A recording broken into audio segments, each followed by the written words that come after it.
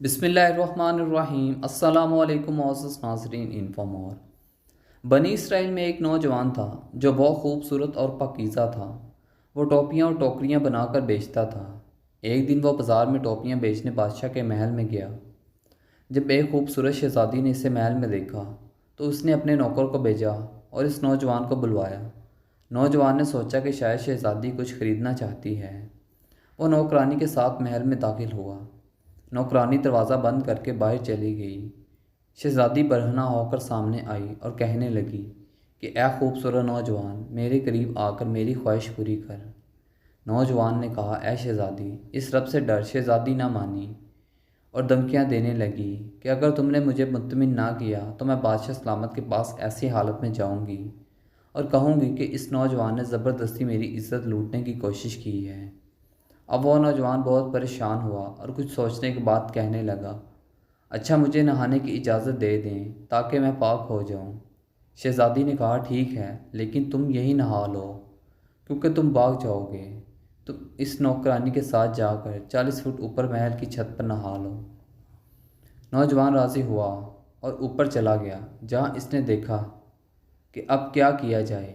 اس کے ذہن میں سوائے 40 فٹ چھلانگ لگانے کے اور کوئی حل نہیں تھا۔ اس نے چھلانگ لگاتے ہوئے دعا کی، اے اللہ، مجھے تیری نافرمانی پر مجبور کیا جا رہا ہے اور میں اس برائی سے بچنا چاہتا ہوں۔ میرے لیے منظور ہے کہ میں 40 فٹ نیچے کود کر مر جاؤں، لیکن تیری نافرمانی نہیں کر سکتا۔ نوجوان نے چھلانگ لگا دی۔ خدا کی طرف سے ایک فرشتے کو حکم ہوا کہ جاؤ اس نوجوان کو بچاؤ۔ فرشتے نے اس نوجوان کو اپنے پروں میں لے کر آرام سے نیچے اتارا۔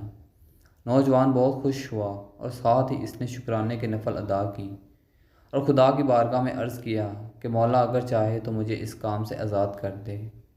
اے رب، مجھے کچھ عطا فرما تاکہ میں آرام سے بیٹھ کر کھا سکوں اور تیری عبادت کر سکوں۔ اس کی درخواست قبول ہوئی اور جس فرشتے نے اسے بچایا وہی سونے کی بوری لے کر آ گیا۔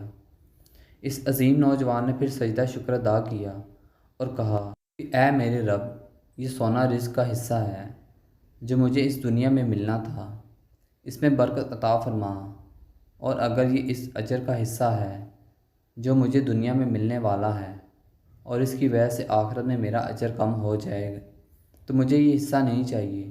ایک غائبانہ آواز آئی، اس نوجوان کو آئی کہ یہ سونا جو تمہیں دیا گیا ہے صبر کا 70واں حصہ ہے جو آپ نے اس گناہ سے بچنے کے لیے کیا ہے۔ نوجوان نے کہا، اے میرے آقا، مجھے ایسے خزانے کی ضرورت ہے جو ہمیشہ قائم رہے۔ میں نے اپنی تنخواہ میں کمی کر دی۔ ویسے جب نوجوان نے یہ کہا، تمام سونا ایک ہی وقت میں غائب ہو گیا۔ Thanks for watching.